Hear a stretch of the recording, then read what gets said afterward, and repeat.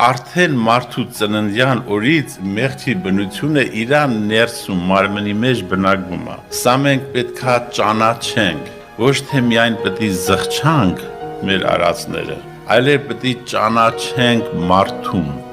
Սրանից 2.5 տարի առաջ նույնիսկ աշխարհի մարդիկ, ասենք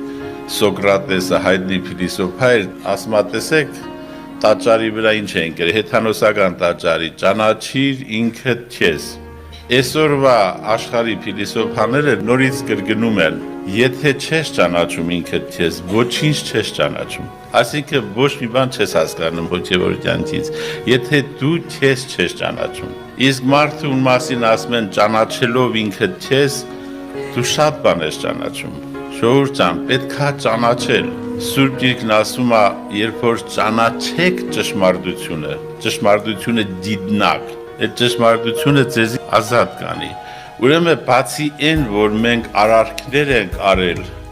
օրենքի խախտումներ, գողություն են արել, շնություն են արել, սպանություն են արել, սրանք արարքներ են։ Այդ արարքների համար պետքա զղջում, պետքա ներողություն խնդրել, որպեսզի Քրիստոսի արյունը մաքրի մեզ մեր բոլոր մեղքերից, արարքներից։